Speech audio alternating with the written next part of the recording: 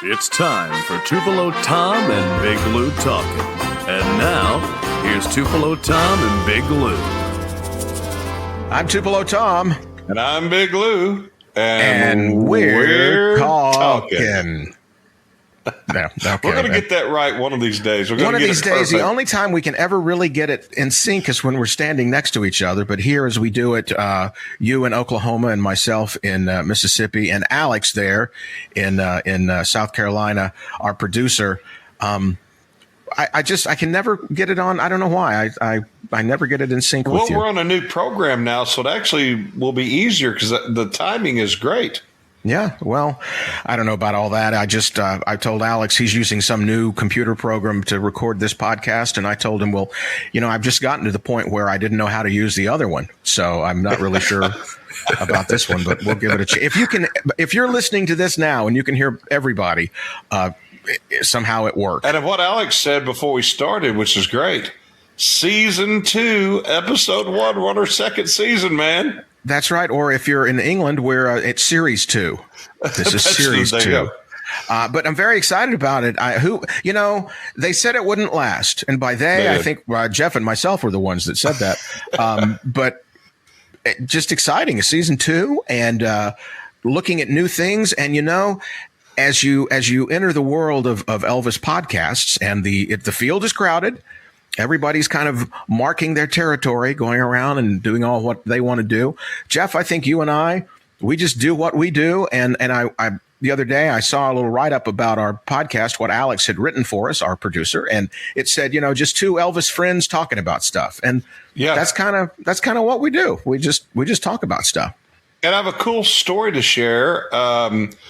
Our great friend and current ultimate Elvis tribute artist champion, Cody Delnath, was at Parks. And that's in Australia.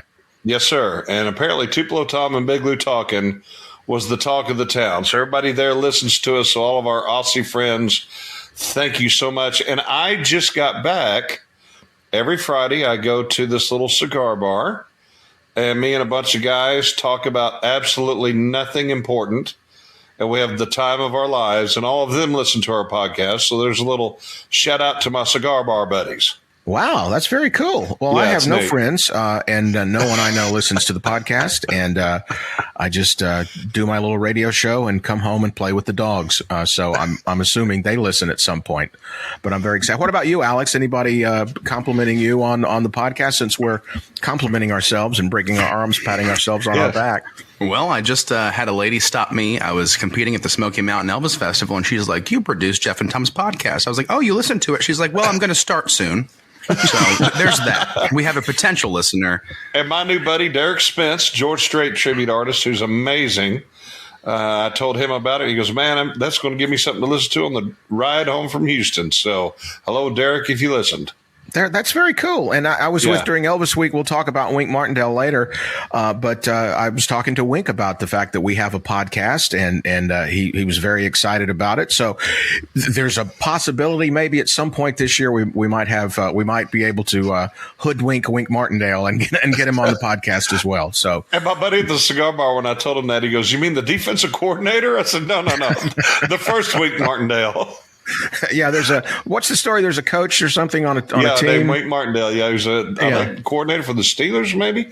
But it's funny. I said no. The first original Wink Martindale. They started naming all the shows Wink was involved with. Exactly. By the way, I'm embarrassed to say this, Tom. I'm a football genius. I've won several fantasy football leagues. I follow the game, study the game, made it to the championship. Alex Mitchell won our fantasy football league. Wow. Thank you. Alex, what can you say? Any words of victory to the other contestants and to the league? I was accused by Mr. Lewis of steroid usage and number finagling and sleeping with some officials, but it was a clean, honest win on my part. Was. And don't call it a comeback, because this is the first time it's ever happened. That's right. You can't miss me if I don't go away. So you've been here all the time. They got mad at me one time years ago at Turner when I was at TCM. They asked me to join a fantasy football league, and I know next to zero. I know everything from the 1970s. Right. all those teams. I know all those guys.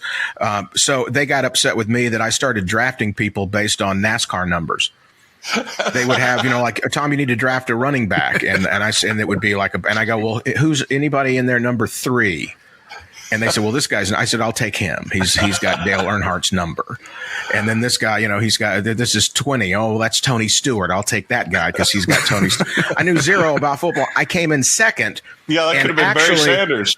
I got in the Super Bowl or whatever the final thing they call it. I was in the final game with the guy, and I just totally forgot about it. And one of my players had been injured like 2 weeks before, and I forgot to rotate somebody else in. So I was playing an injured guy, and I lost by like 3 points. I could have won the whole thing knowing zero about it and not doing any trades during the year either. I never touched it again once I drafted all my players. And people are asking, well, what does this have to do with Elvis? Well, I'll tell you. Elvis was a big football fan. Jim Brown was his favorite player. The Browns were his favorite team. And ESPN did a great thing one time. There's those great pictures we have of Elvis playing football. Mm-hmm. And John Gruden broke down Elvis's passing style. And where his positioning was, that was one of the coolest things ever watching that. And apparently, they said he had a pretty good form when it came to throwing the football. So there's your Elvis connection. Also, a year or so ago, Peyton Manning came to Memphis. He's got a little series on ESPN Plus called Peyton's Place. And he joined Jerry Schilling, and they analyzed all the plays. Same kind of thing, looking at photos. And there's a photo of Elvis passing the football. His throwing arm's in the air, and his other hand, his left hand, is making the motion like it looks like a gun. And he said, wow, look at Elvis's style there. He's throwing the ball, got great spin on it, got a great release, and then he's shooting the gun with the other hand. He's so Elvis. So great. Elvis loved football, and these guys love their fantasy leagues. So congratulations, Alex. Thank you. Did you guys name your teams? It's the ETA Football League. Yeah, I'm the Hulk Smashers. I'm Alex and the Good Old Boys. You're the Good Old Boys. You're the Good Old Boys. Oh, and everybody better know what that's from, or they're not forgiven. Oh, my team was obviously the Intimidators. So that's. I'll have to take them out of retirement and join your league next season. Well, we have an opening, so we got room for you. Okay. So I was at Graceland. I was at in Memphis during Elvis' birthday weekend, and it was very cool because it just coincided. Every now and then it'll do that where Graceland, where they promote the birthday weekend, and it said it was Elvis' birthday celebration, January 5-8.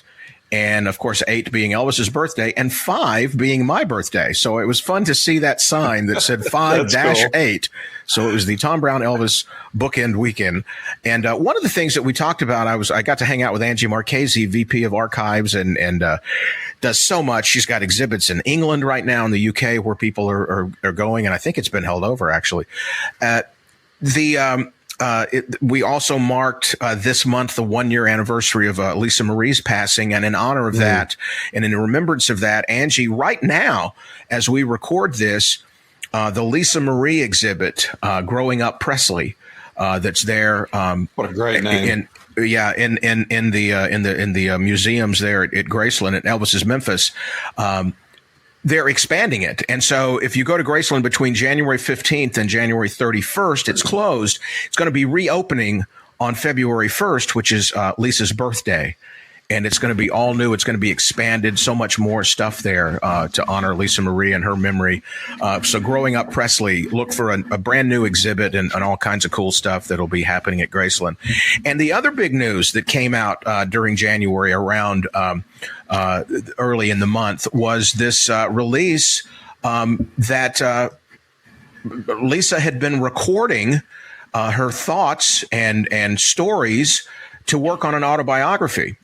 And it's one of the ways that a lot of people will work on an autobiography. They'll just get a tape recorder or however you record things these days. Alex would know better than me. And they just you tell stories and you start remembering things instead of sitting down at a typewriter or a keyboard and writing. You get that and you just start telling stories. And in this case, that's what she did. And Riley has taken those tapes and is working on starting and finishing, I guess, Lisa Marie's autobiography that will be out later in the year of 2024. Right now from Random House, a press release said it's going to be coming out October 15th. A couple of thoughts. It's hard to believe it's been a year since she passed. Yeah. And you know, Tom and I, of course, Alex is too young, but of course we remember where we were when Elvis died and what an impact that had. And we were around to see what an impact it had on everybody. And what Dean Z told us in the interview, which I thought was fascinating, was how Lisa Marie was his connection to Elvis. So he remembers when she passed like we remember when Elvis passed. And it's just, of course, colossally sad, but it's just hard to believe it's been a year. But thank God for Riley. What a gift. Yeah. She has been to Elvis fans and our community, like we talked about the Christmas special.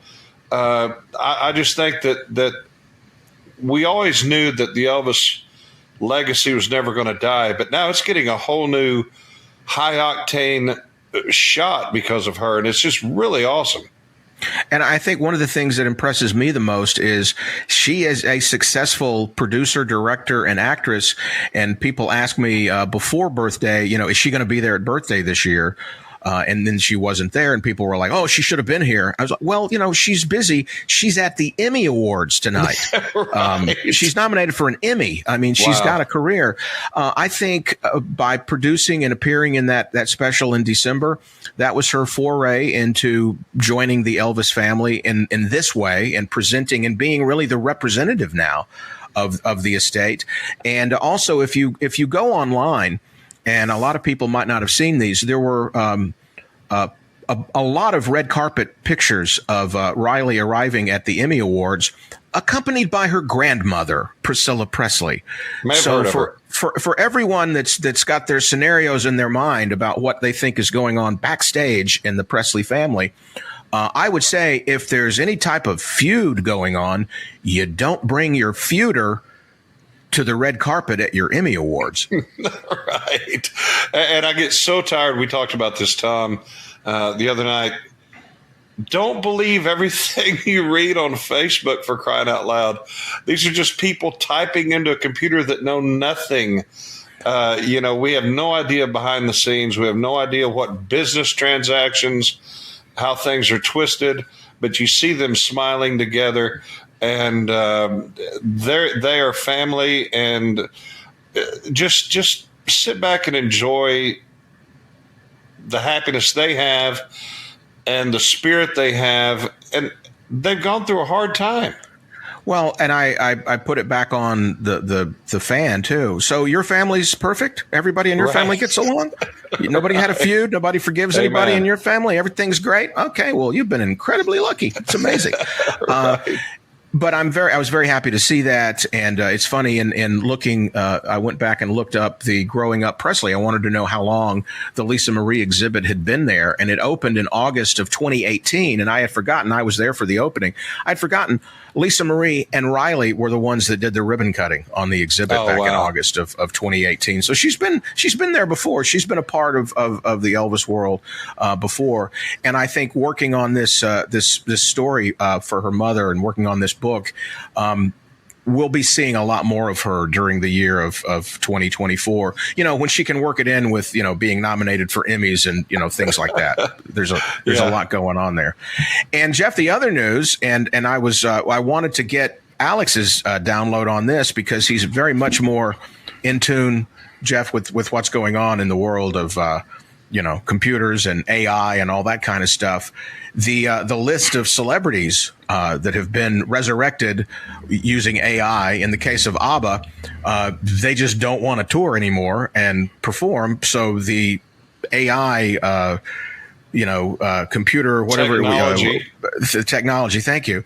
They've got that theater, and they perform. ABBA performs, and now, according to the press releases that we've seen, AI is going to be bringing Elvis back in concert later in the year. It's going to launch in London in November, and then He'll be on tour to Vegas, Berlin, and Tokyo later in the coming years. And I was just reading about it. It's an immersive specialist. It's called Layered Reality is the show that's producing it. And it's a hologram projection, augmented reality, and there's going to be sets and live actors on stage, and Elvis will be appearing on stage, and it's going to include what I was reading. We're going to go to Tupelo during the concert, during the show. Wow. And Graceland. So it's interesting. It's called Elvis Elvolution. And so we'll see what happens with that. Thoughts and concerns, Alex, on your part with this augmented reality, which, by the way, I'm appearing as AI right now. I'm not actually here. I program my voice into a computer and it's forming these words. Yeah. Thank you. I thought so too. I'm curious to know how they're going to pull this off as far as a lot of the concert footage we have of Elvis. It's different angles and cuts, so that doesn't leave for like a full body image on screen for a hologram the whole time. So I think they're going to have somebody stand in and record and recreate Elvis's performances so they can. Didn't they do that with Roy Orbison too? Yes. Yeah. And that's a really cool, and I think Buddy Holly as well. Oh, man. But see, the change in technology from 2 years ago, from when they did Roy Orbison or whatever it was, leaps and bounds. Oh, yeah. I mean, Cody showed me this program he had on his phone that he said, name something, a photo of something you want to see. I said, okay, I want to see Elvis in a jumpsuit riding a lion on a volcano. And he typed all that in, and it did it. It showed it, and it's amazing. I just think, you know what, they let the AI see Elvis on tour, and it goes, okay, we got it now. We can do this. That's a great point. And Tom, when we were in Texas, they had some AI program that put Elvis's face on yours, or if you look like Elvis, whatever. Everybody looked horrible and goofy except you and I. That's true. Like models, yeah.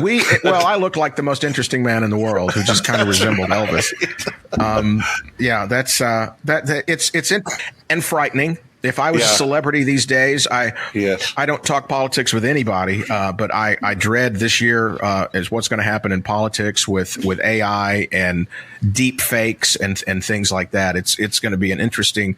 Boy, you talked about earlier, Jeff, where you said, don't believe everything you read, don't believe everything you see this year. Taylor Swift is going through that right now, and it's a sad thing. There's a lot of people that have too much time on their hands and are very bad people. But there will be some people complain. Well, it's not Elvis. I know Elvis has passed, unfortunately. I will take anything Elvis. The more you want to give me of Elvis, I will take it. Be quiet and enjoy it. It's Elvis. He's still relevant. He still matters. Isn't that great? Why don't complain? We're getting more Elvis, if we, that's an interesting idea. Alex, take this down. It's an interesting idea for a future episode to go back and look over the last 25 years at year to year what we've, it's come out slowly because obviously, a year takes a whole year to pass. The releases that we've seen, the symphony albums, the big screen show and the evolution of that, album releases that our friends at Sony put together with outtakes and themes where they're gathering things together into a package. Elvis back in Nashville in the studio, and you hear the chatter. Just all these releases and the things that we've heard, we continue to get new experiences. And that's what is so exciting about all the young people that are coming into the Elvis world now and finding and living with all this stuff. It's all new to them. And so Elvis is as relevant to them as he is to us who happen to be alive when he was here. They don't know any other experience other than him not being alive. So that doesn't get in the way of their enjoyment. They're not comparing it. Well, it's not Elvis. Of course it's not. Like you said, of course it's not. But this is its own experience. This is its own way of experiencing that music and the movies and the life and the man and his family, and to be enjoyed and shared with other people. And how powerful is it that Elvis is such a massive presence in our culture that people want to continue to create? and bring new stuff to the forefront with him. There's no other celebrity or person like that ever. So it's just real exciting, and thank God for it. For example, the other day I'm on Facebook, and one thing I think we're going to try to do this year is I think we have a Facebook page, we have a website. We're going to do be more proactive in that. So those of you listening want to interact with us, we'll definitely get better at that. We had such a busy year last year, and this year we got a little bit more time to engage in that way. But I was fortunate enough, as we all are, to have known DJ Fontana. Mm-hmm. And, of course, the episode we had, that great interview you had with him. And when I was at his house one time having dinner, and I got to sit behind the drum set, the famous drum set, got some great pictures with DJ and just with me in the drum set. And for the first time, somebody posted a picture I'd never seen of Elvis playing DJ's drums. Mm-hmm. All of a sudden, that picture I had behind that drum set just became a lot cooler, and so it's so great. These people that are on Facebook, there's a few groups have joined up that post pictures I've never seen, and they'll have themes, Elvis smoking a cigar, and they'll find all these different pictures. And it's just fantastic. I remember before I discovered the quote unquote Elvis world, me and my best friend Mike Owens used to lament and talk about, man, isn't it sad that Elvis is gone and we've seen everything? All the pictures, we weren't even in kindergarten. You know what I mean? We hadn't even scratched the surface of how much is out there. And so I just love to see, Baz and Riley and all their involvement and all the new things coming, and all the stuff that we get to continue to see. And I hadn't thought about that, Tom. That's a great point. Younger people that weren't here are getting to discover him in a way that we're getting to discover him all over again too. It's really cool. Yeah. It's just a different level. It's a different phase, a different kind of experience. And I think the festivals that you guys produce with all the ETAs is another way to have that live experience that gives them that. And I'm always one that, is looking out. I have the opportunity in hosting a lot of these festivals to look out in the audience and see faces that I know. And like we've talked about over the last year, a lot of faces that we've never seen before. And I just think as we come back to these towns now in the second year of that growing and them going, you know what, I came to 3 concerts last year. I'm going to go to all of them at the festival this year. And now I'm bringing more people to show that experience. And I want to talk about, you'd mentioned, I think someone that doesn't get enough credit, and we need to have her on the podcast too. I know we can make that happen. Angie. Yeah. Her ability, every time I go to Graceland, you think, well, I've been to Graceland, I've seen it. Angie is a genius. Every time you go there, there's something different. And it looks different. And she, she has just done an amazing job of keeping Graceland current, relevant, different every time you go and visit it. And good on you to her. She's just done an amazing job. We need to have her on and just ask her some fun questions. I think she would do that. Now it's out in public. The pressure's on her now. That's really, now she's going to look bad. So I think we can shame her into that, I think. And that leads us into, birthday, the weekend of birthday, all the events and how they continue. Alicia and Jen and everybody at EPE, along with Angie, how they're able to come up with events and things happening there. And every year, January and August, new ways of doing things and experiencing things. And one of the big cool things that happened leading up to birthday was Angie on their Facebook page had been dropping hints in posts every day as to, we've got in our possession a new something new for the collection, for the archives. We've acquired something new, and she left a breadcrumb trail of clues in posts leading up to Elvis' birthday celebration on the 8th. And if you and some certain words were capitalized in captions in her Facebook posts, in Graceland's Facebook posts.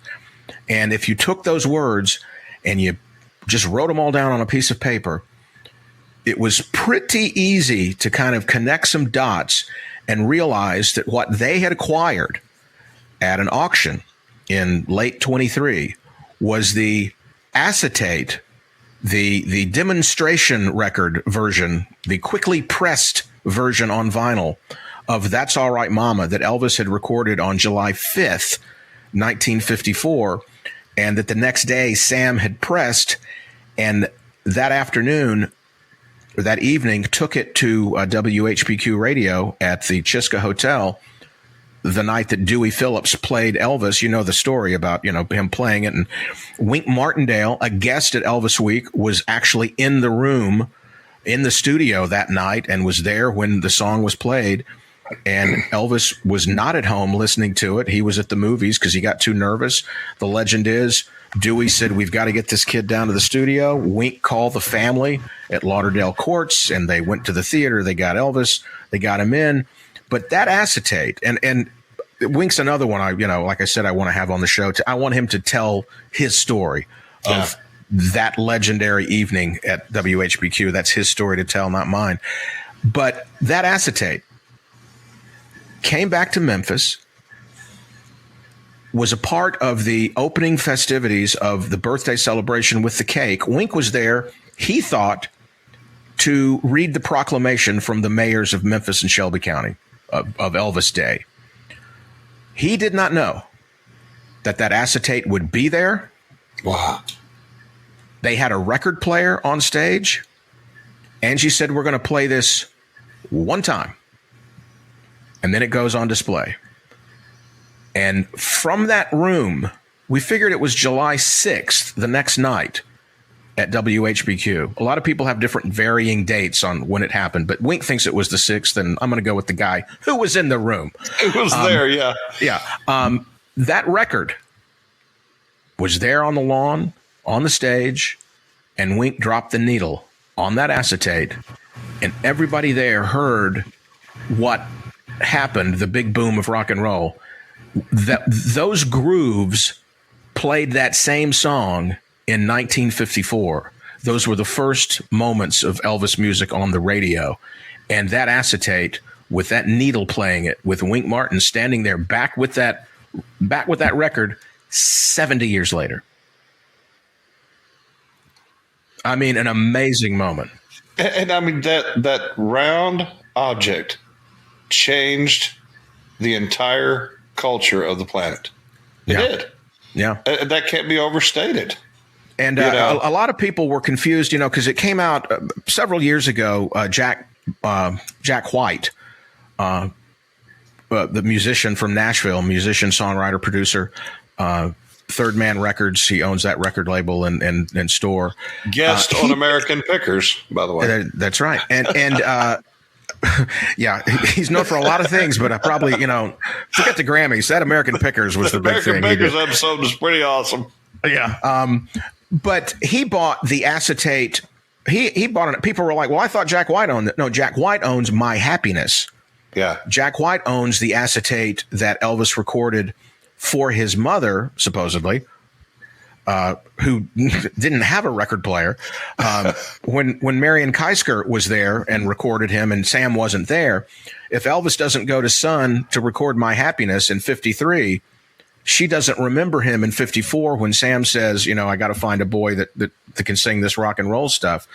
And it's because of My Happiness. So My Happiness, I think it probably at the, I don't know that it's at Graceland. It might be at Graceland. I think it's at the Country Music Hall of Fame. I'm not sure.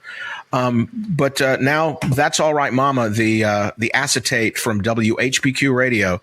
Sam pressed one copy before the single was released, and that one copy is home at Graceland now. But that was an incredible morning with Wink playing that record and hearing the scratches that from there's just nothing like that. It just that's the record that did it. So an amazing birthday celebration. And again, to compliment Angie, I've been to Graceland. I don't know, I've toured it a couple hundred times, probably taking friends and everything. And I can't wait to get back just to see that record. You know, and let me ask you this. This is an interesting question, I think. Could Marion Keisker be the most underrated figure in the history of rock and roll? And then in the history of music? You know what? I think so.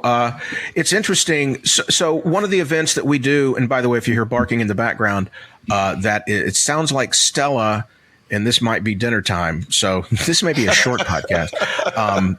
But Stella she makes herself known. Millie and Maxine, they're very chill. They kind of hang back. But Stella runs the place. But it's not pounds. Lisa barking. That's not your wife barking at you. Saying, she's got a very distinctive bark, and I can tell that's not it. The Marion Keisker, part of the Memphis bus tour that we do, and we did 2 Memphis bus tours this year at Birthday. And we travel around Memphis and go to sites and things. We get out of the bus at different places. We get out of the bus at Humes High School and go there, and we get our pictures in front of there. We go to Sun there at 706 Union. And one of the stops we make is Overton Park Shell, the site of Elvis's first concert in late July 1954. And this year they had added something to it. There were 3 guides that took us all backstage and showed us things, and there were photos on the wall and histories of the Overton Park Shell on the wall. And as we're standing, and this is the first time we had done it this year, Angie grabs my arm, and she doesn't want to say anything because we're in this small room with a bunch of fans and the tour guides are talking. She grabs my arm, and she just looks at me, and then she looks at the wall, and she looks back at me. So I follow her where her eyes are. One of the actresses that was very involved in the Overton Park Shell in the 20s when it had live theater was a photograph of young Marion Keisker. Really? Yeah. She was an actress. She was an actress. She was a showbiz kind of person. She was there through the 30s, and her name was all over the wall. And it was fun to watch the fans start seeing, like, that's Marion Keisker right there. Oh, yeah, okay. And Angie was the first one that spotted it because there she was. And well, we have to go back there and see that now. Yeah. So there's just again, Jeff, like you said, always something new to discover, always something new to learn. And it's that little 10-second miracle that I always talk about that, every day you're going to see, if you've got your eyes open, every day you're going to see something you hadn't seen before that you can't explain. It might be something as simple as, I was looking for my keys. They're not on the dresser. Let me go look here. And I come back and now they're on the dresser. What the heck just happened? Or it can be Marion Keisker popping up backstage at the Overton Park Shell. But she joined the military later in the 50s and ran into Elvis, I think, at one of his military press conferences. I think he said, I wouldn't be here if it wasn't for this lady. So amazing. Talk about Sam Phillips all you want, but you know what? Marion Keisker's right there with Sam. And if it hadn't been for Marion remembering Elvis didn't come back in July of 54. Incredible. So, and talk about little things on the wall and things you see. We were very fortunate New Year's Eve to spend it in Tupelo. We did a show there at Charlie Watson's Silver Moon Club with Charlie and Peggy there. And if you ever get a chance to go to Tupelo, if you're fortunate enough to see that Cadillac Escalade out in front, go say hi to Charlie and tell him Tupelo Tom and Jeff sent you. And it's one of the most unique buildings and places in the world. We had a great show, a great time. But in that building where the famous concession stands Jerry Lawler wrestling match happened, just look that up on YouTube. Mm-hmm. Charlie has kind of a painting and recreation of the fairgrounds where you would buy a ticket to go see Elvis at the fair. Mm-hmm. And that grill, that metal grill that he has on that wall was from the ticket booth. That's right. Of the original fairgrounds. Yeah. There was a double kind of pillars that were a bricked up ticket booth, and that grill is from there. And that was you reminded me. So we did Cody, amazing Cody and Infinity. We did 4 sold out Christmas with the King shows in mid-December in Franklin, Tennessee at the Franklin Theater, and I was at backstage we did a matinee on Saturday, night show on Saturday, matinee on Sunday, night show on Sunday night. And between shows Sunday afternoon, I'm sitting backstage and I hear Cliff Wright and they were everybody backstage was talking. Casey was they were talking about logistics of what they were going to do and how they were going to get equipment down to Tupelo from, Nashville. And I'm listening to all this and I'm not really paying any attention. And finally, I just said, guys, this sounds very complicated. I said, is there anything I can do? I've got a Jeep, in the morning going to Tupelo. And the only thing in the Jeep is a suitcase. Can I take anything down in my Jeep Wrangler, to Tupelo for you? Suffice it to say, Jeff, I became a roadie for Infinity, and Daniel's entire drum kit, in my Jeep. So the next morning I get up and I text Peggy and I said, hey, Peggy, I've got the drums for the band. When can I get in to the Ice House, the Silver Moon Club? I said, when can I get in? I need to drop all these drums. And she goes, well, you don't need me, honey. You've got a key. That's right. And I was like, well, yes, I do. And so, Jeff, I drove down. When I got back, I drove to the Silver Moon and used my key and went in the door and went over to the loading dock in the back and opened that door and backed my Jeep in to where the room I used to see wrestling in with Jerry the King Lawler and Jackie the Great One, the fabulous one, Jackie Fargo, and unloaded all the band equipment. And I got to tell you, after hauling all that band equipment, all that drum equipment out of my Jeep into the venue, I'm really glad I didn't play drums. Right. There's a lot of pieces to a drum set. There's a lot of packing and unpacking that young Daniel has to do with that stuff. So, but for a weekend, I got to be a roadie for Infinity, and it was a lot of fun to be a part of that. But you're right, that's a very historic house. And New Year's Eve, how great was that? That was just so much fun. And Infinity's so good. I mean, Jody McDowell and Chris Patty, Radney Pennington, what a talent he is. Yep. Braxton Sykes. Yep. Kayla and Casey, just a fantastic band, and more importantly, fantastic people. We just had a wonderful time. I even sang a few reluctantly, but had a great time. And it was one of the most fun New Year's Eve. New Year's Eve, if you're a musician, you always worked because you got paid more. And so I never looked forward to it because I was always playing gigs at the honky tonks growing up and all that. And so it was really fun to spend it with family and friends, singing Elvis and watching, Finley and Braxton do their thing. They're so talented. Oh, yeah. And spending it with Infinity and seeing Charlie and Peggy. It was just a great time. And so that happened. And then a few days later, I left off and went to Memphis for all the birthday activities. One of the other things that we did, again, Alicia and Jen coming up with different things to do. I had a conversations session. And one of the people that we had during conversation was the artist that works for UNESCO, the company that makes all those Christmas villages and little collectibles and things. And they now have what will be permanent display there across the street at Graceland and what used to be some of the gift shops across the street from the old configuration of all the gift shops. And this artist was the one that was responsible for working on the model of the Lisa Marie airplane.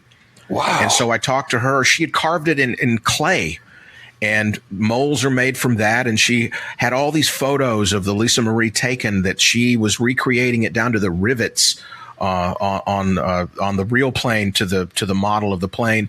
And there's a couple of different models of Graceland, some with snow and Christmas lights, and some just regular models of Graceland in the UNESCO collection. But met so many people that have been collecting these for years. These they have Harry Potter villages and old English villages. 56, is that what it's called? That's it. Yeah. I'm going to lose every penny I have buying stuff over there next time I'm in Memphis. I can't wait. Well, I found they have, Jeff, a collection. They have the Christmas Vacation collection. Yes. They have Cousin Eddie's RV.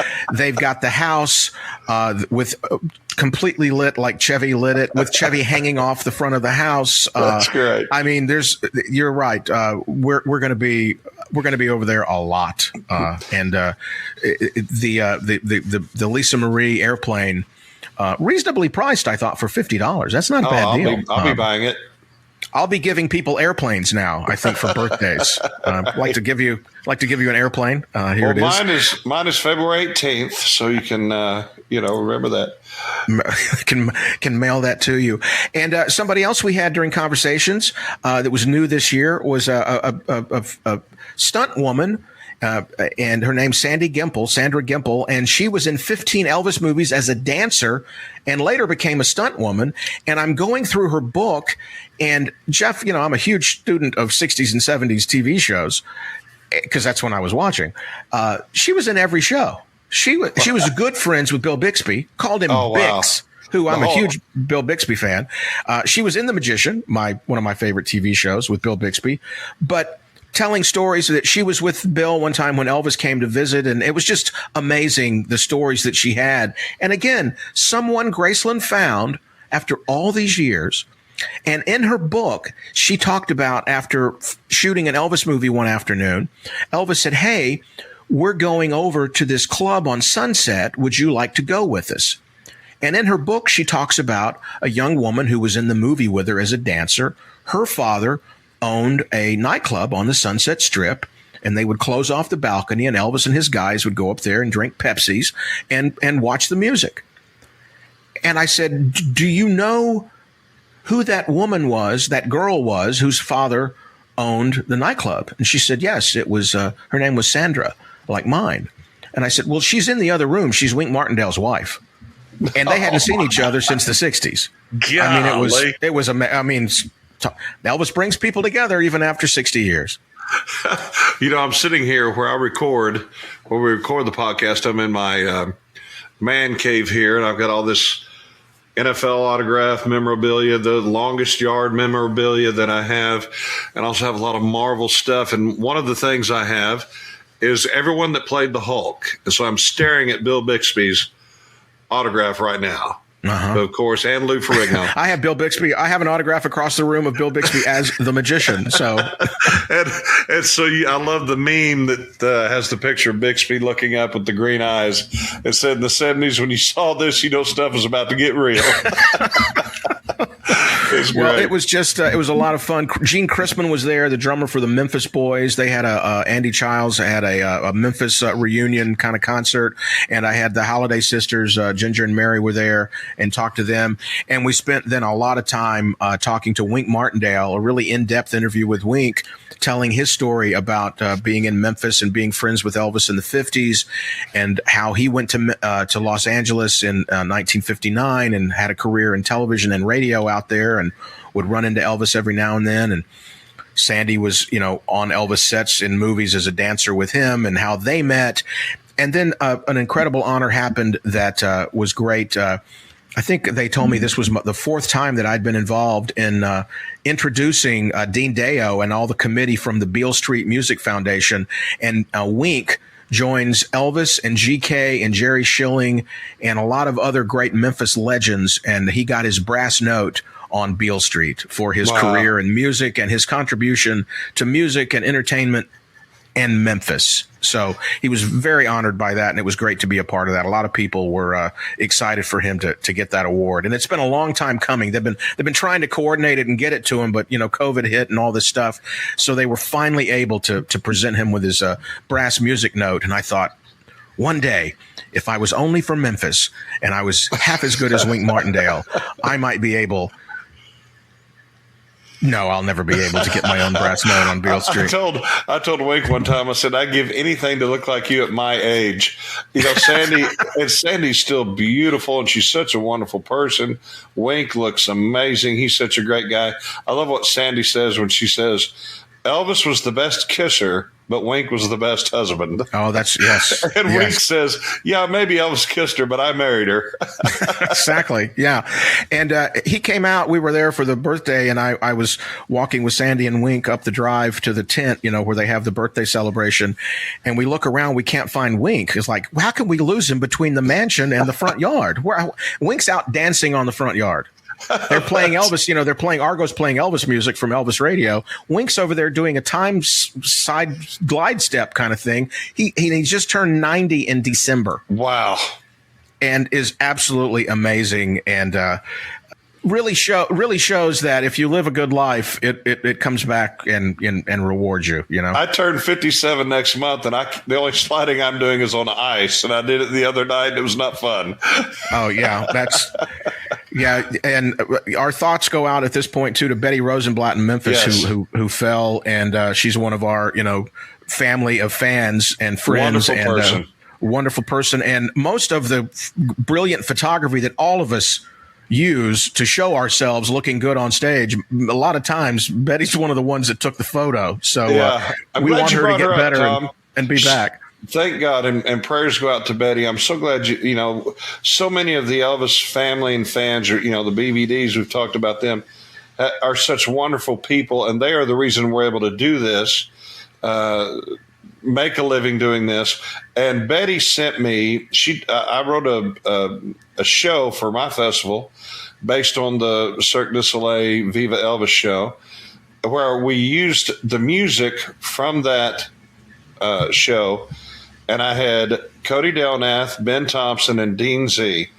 And I said, I don't want you to dress like Elvis. I want you to look cool like Elvis. Mm-hmm. But I want it to be a modern show using that music, but in an Elvis style. And the show was my favorite show I've ever produced. It just showed how relevant Elvis would be today, But Betty it was so emotional when the show was over because I wanted it to work, and I'd imagined it in my head what it would be like. And the guys killed it, of course.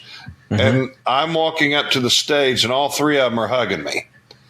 And I was just overtaken with emotion because I was so proud of them. And Betty caught that picture, and she put it on a canvas, black and white canvas print.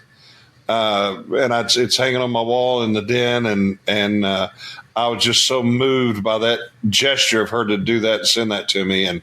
And so Betty, get well. We're all praying for you and thinking about you. Yeah.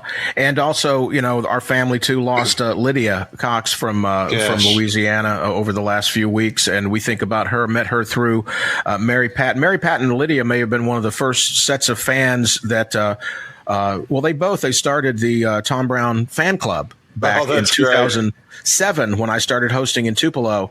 And it's still to this day free to become a member of the Tom Brown the Tom Brown fan club. It's $500 to leave the fan club.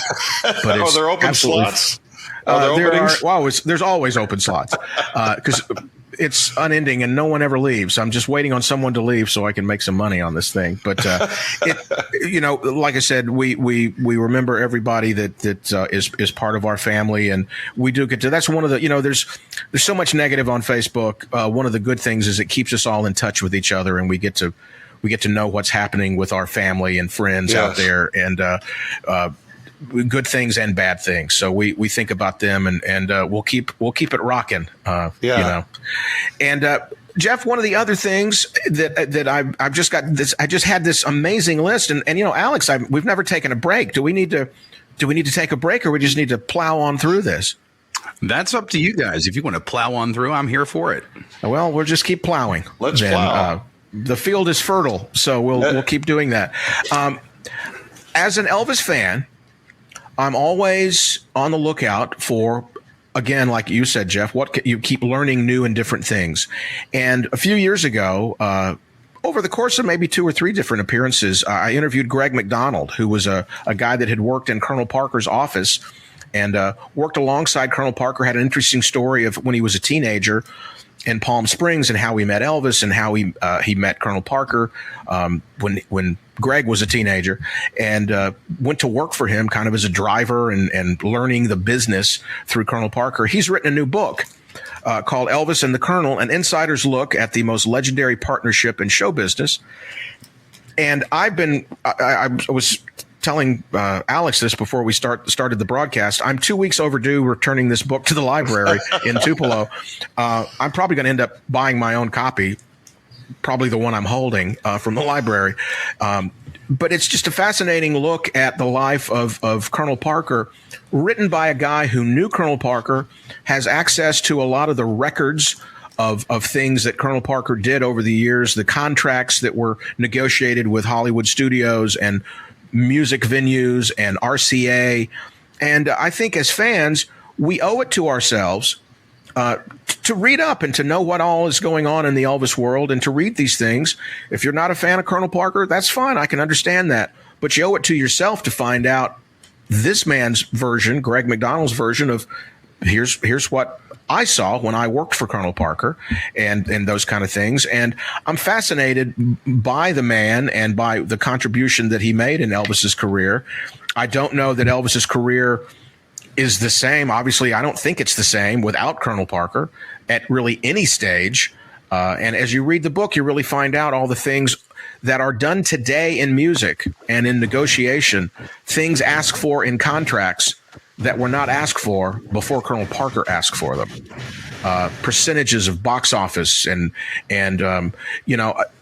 what does it mean for a manager to get 15 or 20%, or in Colonel's case, maybe 30, 35%, maybe 50% on some contracts? One of the interesting facts I found out, among many, and I'm paraphrasing, Elvis makes Love Me Tender, signs a multi-film contract with Hal Wallace, and is immediately loaned out to 20th Century Fox to be a co-star in Love Me Tender. Colonel Parker's idea. Don't put him in his first movie as a lead. Put him in another movie, let him learn what it's like to be on a set, how a set works, how you act in front of a camera without having to carry the movie. But that contract he negotiated, standard in the industry, was about $100,000 for an actor to sign for the number of years, whatever it was, 7 years or 7 pictures that he signed, $100,000. So Colonel Parker would have gotten 20% of that as a normal standard manager, right? Mm-hmm. Elvis would have made $80,000, and everybody would have been happy. Colonel Parker got $1 million for Elvis and took his percentage of that. Elvis made about $700,000. Colonel made $300,000. Elvis got $600 and something thousand more because Colonel Parker negotiated that. I see it as, reading this book, what I see is a team that was working together to get Elvis more money. Did Colonel get a lot more money than a normal manager? Yes, he did. But he was in almost every case negotiating on Elvis's behalf, getting way more than was offered. So, you leave out that part if you're an anti-Colonel person saying, well, Colonel got 35, 50%. He got, in some cases he did. But that percentage was made up for, it's like one of these investment bankers. I don't take my money until I make you money.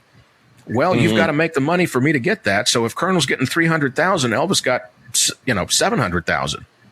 He got $600,000 more than he would have gotten without Colonel being his manager. And there's kind of a bottom line too of Elvis never reached a point in his life. Maybe he would have if he'd have been around longer. We don't know. He didn't have to worry about buying a plane or renting out a movie theater or an amusement park or buying a ranch or anything else. He could do anything he wanted all the time. That was kind of a bottom line. And one of the things that's in there that comes out, and it's in. I knew this before, but not to the amount of detail he had.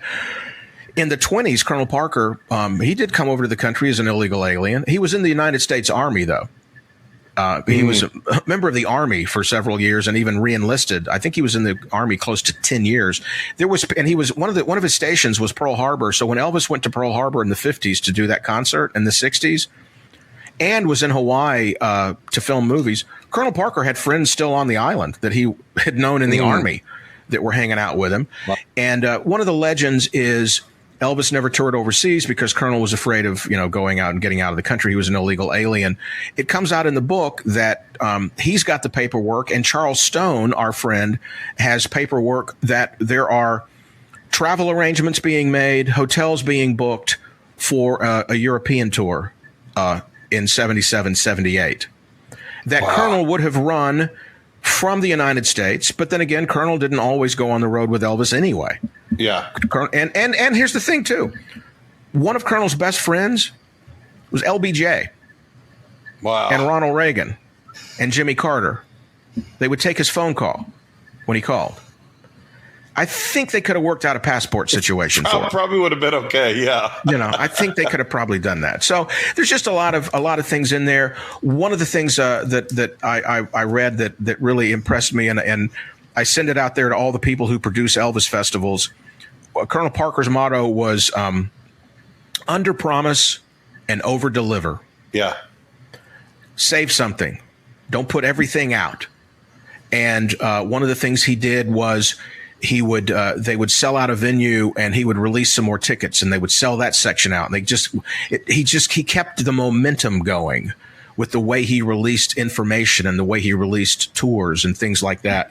And there's another thing. The quote on the back of the book, I think, is my favorite, and it's from Colonel Parker. The artist always wears the white hat.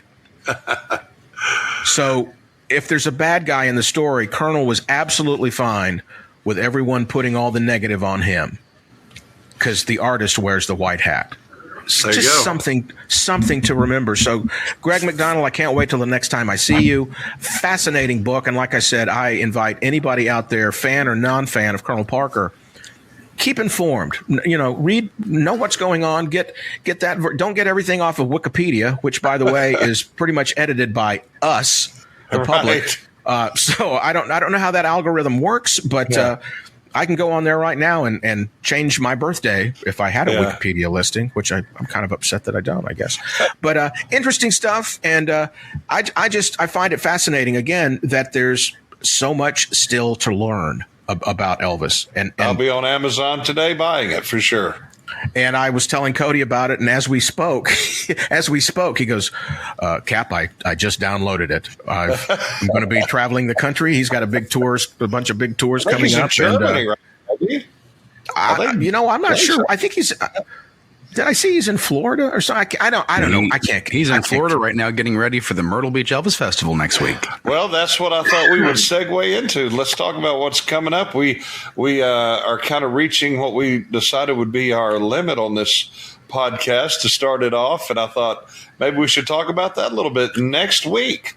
The Myrtle Beach Elvis Festival. Tom, that's kind of the first festival. We've talked about this, that everything changed. It was the first time we went from great crowds, a couple hundred people here and there and nice, to all of a sudden 600, 700 people. And then, of course, in Collinsville we had 1,200 people. In Scottsdale we had 1,200 people. But Myrtle Beach was the first time I looked out and half the audience was brand new.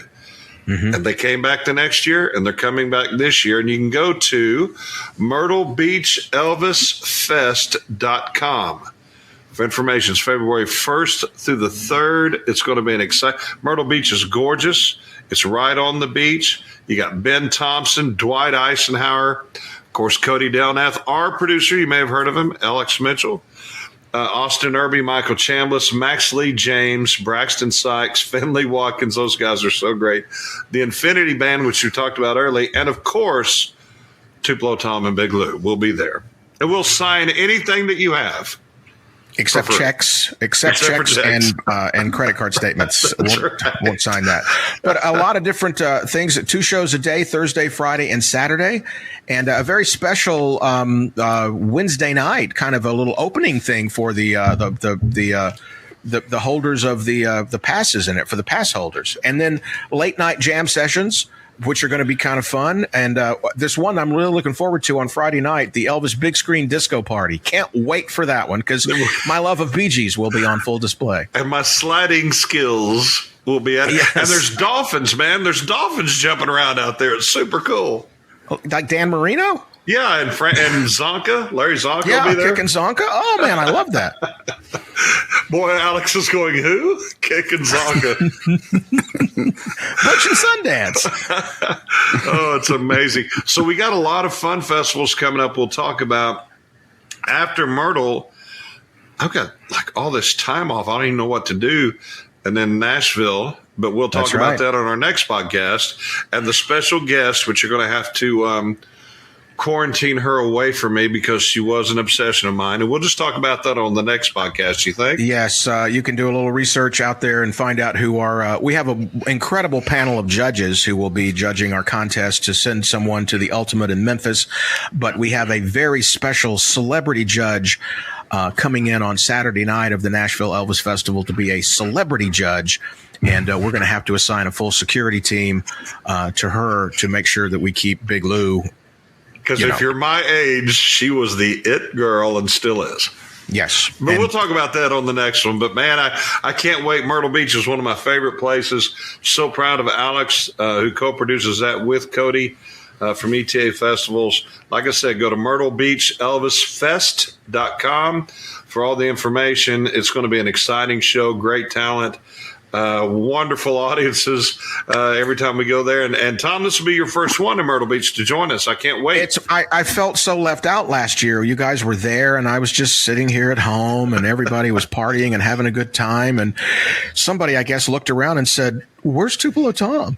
I know. So I'm excited about it. I'm excited on the way there. I'm going to stop off in Columbia and see my uncle, who I haven't seen in a number of years, my dad's youngest brother. So I'm excited about that for me personally. And you can go to NashvilleElvisFestival.com to find out details about the Nashville Festival in later March and a very special appearance during that, honoring the 50th anniversary of Elvis's Memphis concert with Bill Cherry, 50 years and 1 day later of the original date of that concert in Memphis that 14-year-old me was at. So, and we want to congratulate Alex. Got runner-up at the Timmy Henry's Festival, Smoky Mountain Elvis Festival, and our great friend and incredible talent Jesse Aaron won it, qualifying for the Ultimate. And Alex got runner-up, and I heard it was extremely close. And Alex, just keep going. You'll get in that Ultimate, man. You're such a great talent, and we're big fans of yours, of course, as our producer, our friend. And most importantly, a very talented ETA, and sadly, the champion of our fantasy football league. Boy, he's still on you about that one, isn't he? Oh no, he's never going to let it go. It was poor officiating. I just got screwed. I actually watched the competition, and Alex, I was very proud of you, and Jesse did a great job too. And you know, Alex, and you may not say this now, but one day you will. If you don't win, you at least want it to be a friend. You know, you want it to be a good guy. And Jesse's a member of the family too. So I was so proud of him. Yeah. You know, that's exactly what I said. It's really hard to be mad when it's one of your friends and somebody you look up to up there that just won a contest like this. Look at that. Our boy's growing up, Jeff. That's right. And Jesse's just a great representative of the Elvis tribute artist, his talent, his passion for Elvis and what a guy he is, and great singer. And so proud of all of them. Well, Tom, episode 1, season 2, we've done it. That's right. It's time now to go to the wrap party that'll be happening backstage. Very excited about that. I think Infinity's playing our after party tonight after this performance. So we just want to thank, we would not be doing the second episode if we hadn't gotten great feedback and people out there listening to the podcast that we did for the year of 2023. So as we venture into 24, and like you said, Jeff and Alex, give that web address. If people want to give suggestions to stuff for us to talk about, or if they have any questions, we would love to have some interaction. So we will read your request on the air and do the best we can to answer it if you got any questions. And we just want to make this interactive and bring you something different. Like we said, the Elvis podcast world has a lot of podcasts, and you know what? There's room for everybody. So let's have fun with this. If you'd like to get in touch with Tupelo Tom and Big Lou Talkin, visit www.tupelotomandbigloutalkin.com. That's www.tomandtupelo. We got to keep that. Don't edit that out. Do not edit that. I refuse to let you edit that out. And email us at tupelotomandbigloutalkin@gmail.com. And the way that Jeff and I make mistakes, you can't keep that stuff in. That's right. They'll put a bleep right over us right there. I tell you. That's right. All right. Over your big mouth, right? That's right. Well, we're going to wrap it up here, and we look forward to seeing you down the road. See everybody. If you're on your way right now to Myrtle Beach, look out. There's a car slowing down in front of you. And we just want to say, we'll close this one out as we did for an entire season. I'm Tupelo Tom. And I'm Big Lou. And we're done talking. That's pretty good. Well, almost. Not bad. Almost in sync. As my old boy at the Cowtown used to say, well, we'll see you. If you're driving home tonight, don't forget to take your car. Amen. If you're on your way home tonight, be sure to drive just as fast as possible. Run blocker for the rest of us.